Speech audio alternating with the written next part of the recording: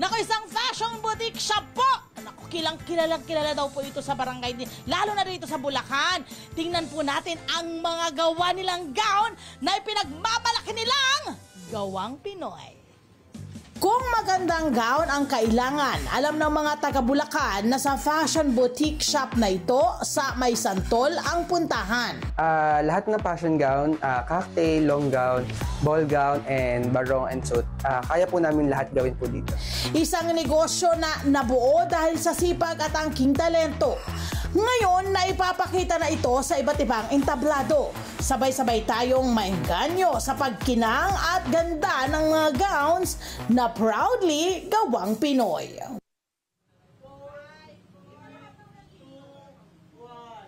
Eto na, tara na!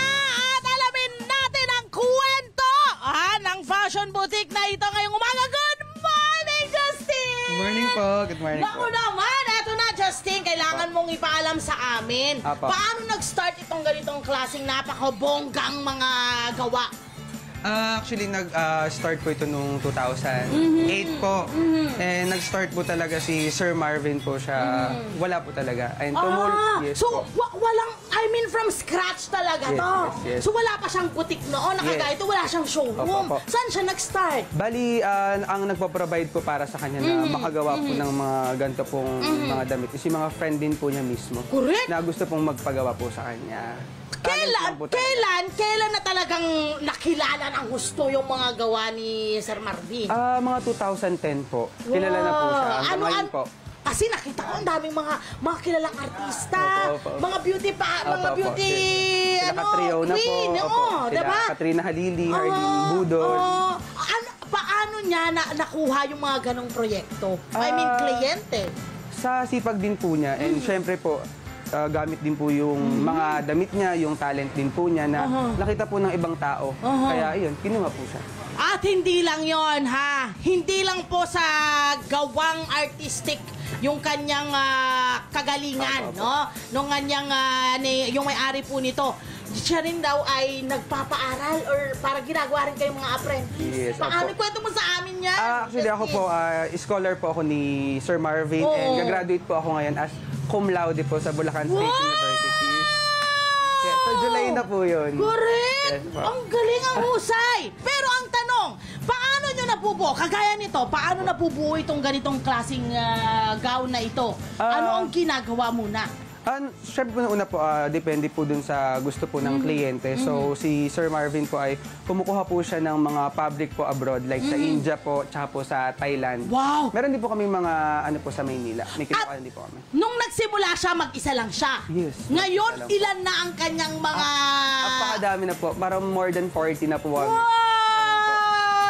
So, nag-open siya ng trabaho para sa mga Sa ibang kabarangay tao po. niya. Napakahusay! Ano yung kadalasang ginagamit yung mga materyales dito? Yung mga Swarovski crystal po, and Okay. then yung mga embroidery po na customized po talaga na siya po talaga mismo yung nag-iisip. Okay.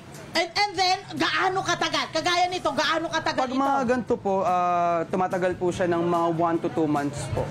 1 to 2 months? Yes, kasi ang po, tagal pala. isa-isa po talaga tinatahi po yung mga Correct. bato. Oo. Tapos syempre po yung tagal din po ng pagkaka-embroider. Tsaka syempre nag-iisip pa rin po siya kung ano po yung i-design. Oo, tingnan nyo to.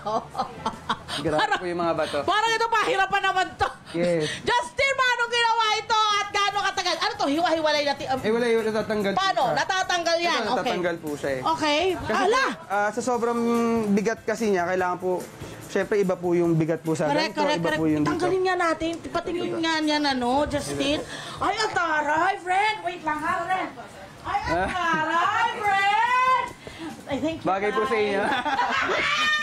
Okay, eto, kagaya nito, gaano katagal itong ganito lang? Gaano katagal itong ginawa? Naku, matagal po. Pag mga ganito po, mga nasa 2 months po. Kasi Halimbawa, hindi, ito palang nilagay mo sa akin. Ako pala naglagay, wow. ganun po, ito mga 1 week po kaya po namin. Ha? Kasi marami naman po kami, marami pong katulong po si Sir Marvin. Anong mga materyales itong mga nandito na mga nakalagay? Like mga ano po yan, mga pearl po siya, tapos mga Swarovski crystal po. Tapos sa ilalim po niya, kahit hindi kita, may mga embroider din po yan. Merong embroidery. Opo, Ito opo. may embroidery. So Opo. ito naman, paano naman ito ginawa? Gaano katagal din ito Ito po ginawa? mga tahi din po yan eh. tahimik. Tagal din po, mga nasa 1 month din po Tapos siya. ikinabit-kabit nyo pa yung mga... Opo, tahi po bato-bato. talaga siya kasi may mga dinidikit po na katulong po yung ibang angels. Yeah, kumusta po yung mga daliri nila? Daliri ninyo? Mga nagsusugat na po. Diba? Pero nakikita nyo naman, gusto kasi nila na kalidad yung may Yes, opo. bibigay. And good services po sa mga kliyente po Correct. namin. Okay. Bukod po sa nagpapakustomize sila rito, nagpaparenta rin kayo. Opo, nagpaparent po Paano kami. ang proseso? Meron po kami mga packages po. Tapos kung ano po yung kailangan po ni client. Pag long gown po is yun. Nagpa-rent po kami mga nasa 3,500 pataas po. Tapos pag mga ball gown po nasa 10,000 pataas po. Tapos pwede rin po kami magpa-customize rent. Pwede rin po kami customize own po. O ito, tanong ko, pwede bang mag-rush? Kasi di ba yung iba may ganon. Pwede bang, Opo, opo. pwede ba yung next week makuha na, kayang ganon? Kayang-kaya naman po. Grabe kayo! Husay! Ano Kaya ang po. nakikita mong pwedeng mangyari dito sa inyong mga gawang Pinoy na mga gown? Anong vision ng inyong kumpanya? Siyempre po gusto po namin ay makapagbigay po ng good services po sa kliyente. And nakikita ko po na si Sir Marvin po in the future na nasa international stage. Nice! Gumaganyan na kami! Nakatali kami! Kasama po kayo. Quality Ganyan, gown no? po. Gumaganyan na kami. Taray! Diba? Apo. Ayan, syempre maraming salamat. Hi! Sa mga naman, mga Kanet 25. This is Love and New Verbo. For more love, Tunipet, and Arafang updates, just click the subscribe button and follow us on our Net25 social media pages at Net25 TV and Net25 Entertainment Facebook. See ya. I love ya.